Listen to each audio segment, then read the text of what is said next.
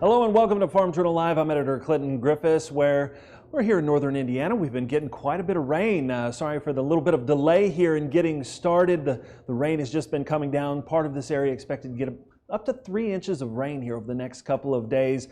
We continue to follow some developing news and some breaking stories, including what's going on with the coronavirus and the impact to agriculture. Here are some headlines that we've been following this morning. Happening right now, USDA just wrapping up a webinar for farmers and ranchers, other producers interested in applying for that direct support through the Coronavirus Food Assistance Program, or CFAP. That $19 billion aid package passed Congress last month, including $16 billion in direct payments. Now, the webinar discussed the application process and required documentation in advance of the open application period. USDA says details of the direct payment program process will be announced soon. A recording of the webinar will also be posted at farmers.gov/CFAP. You can see that link down in the comments. A new report from the Kansas City Fed shows the impact of coronavirus, what it's having on farm country. It says farm income in the 10th district weakened along with a steep drop in commodity prices in March, saying the pace of the decline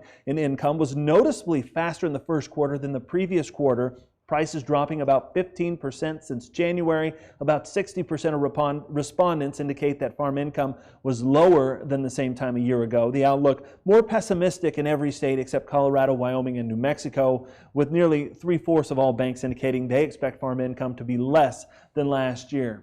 We'll bring in Matt McKenna. He leads the Rural Opportunity Initiative at Georgetown University. And one of the things that you're looking at is not just farm income, but the ripple effect across our rural communities. Will you start us off with a little bit of a picture of what we're dealing with right now? Sure, and thank you, Clinton, and thank you for inviting me to join you. From a Georgetown perspective and from the Rural Opportunity Initiative's perspective, our goal is to examine reasons why capital is not flowing to rural America. We all know that the greatest source of job growth are new companies, small companies.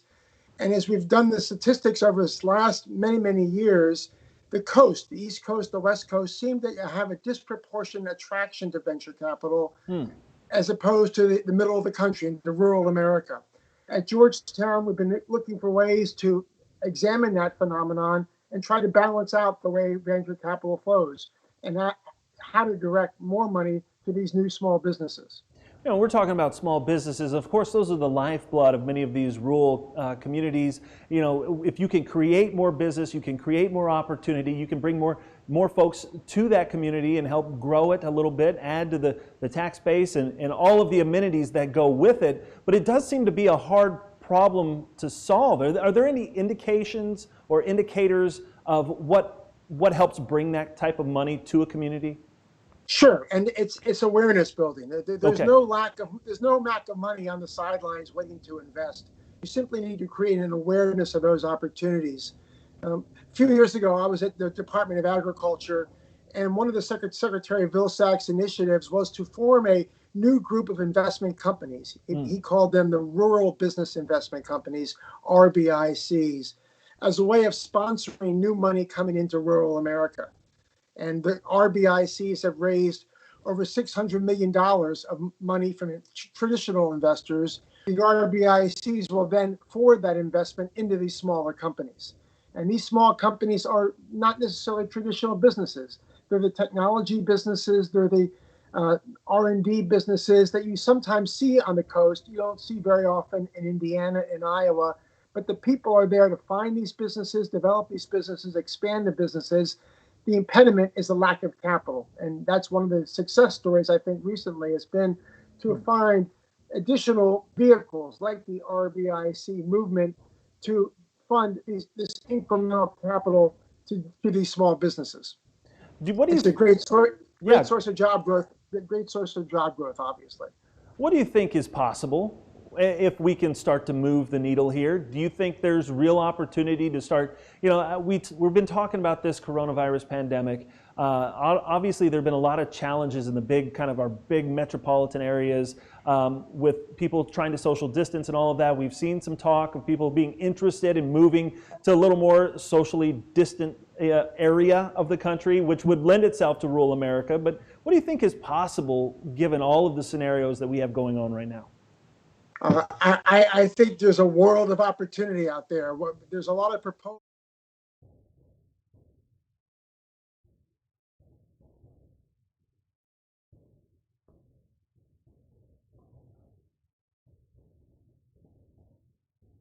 to expand. They have the ideas, they have the business opportunities. More often than not, it's the lack of capital that allows them to access these opportunities. Many times the banks that I grew up with, where they were on Main Street, aren't there anymore.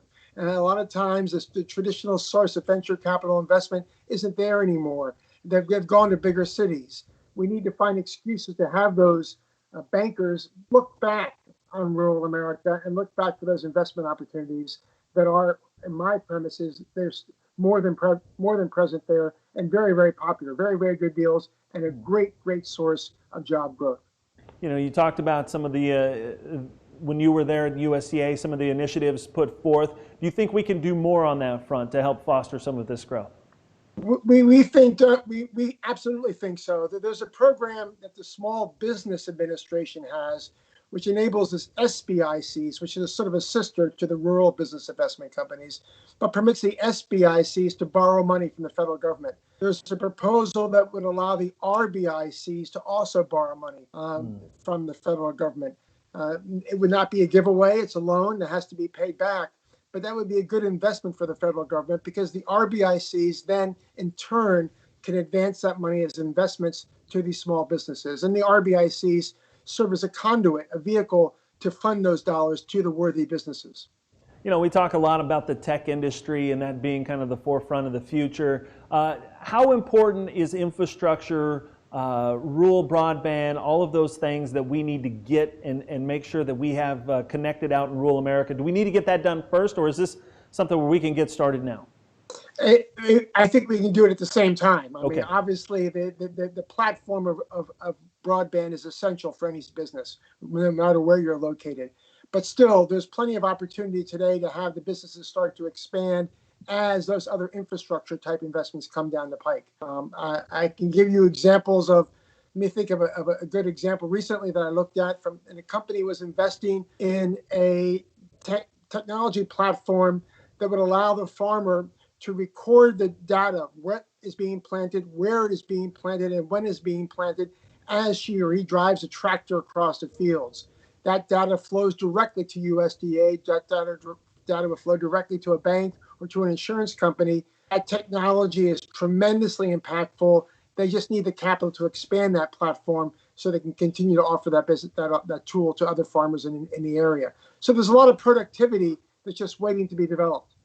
If people are interested in following up on some of the work that you all are doing and some of the information that you're talking about, where should they go? Georgetown University has a website for the Rural Opportunity Initiative, ROI. They can find me through that website, Clinton. All right, appreciate it. Thank you so much, Matt McKenna with the Rural Opportunity Initiative there at Georgetown University. Thank you for joining us on Farm Journal Live.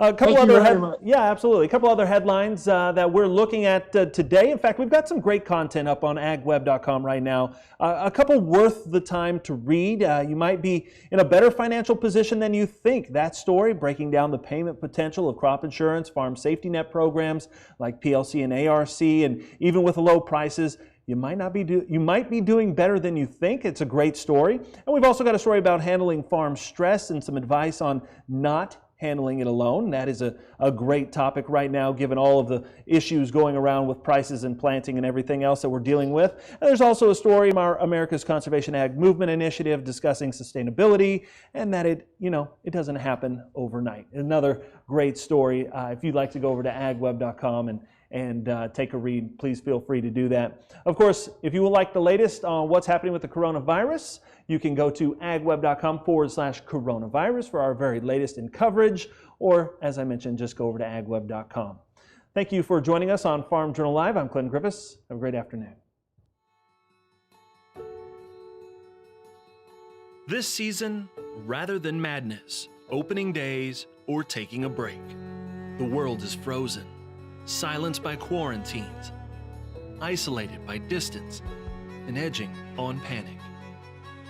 But while work for you may have changed, out here, we're still going strong. Our season is underway.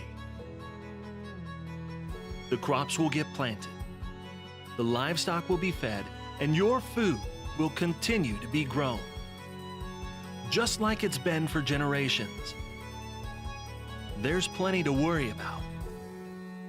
But out here, social distancing is our specialty. American agriculture farms on, today and tomorrow, for our family and yours.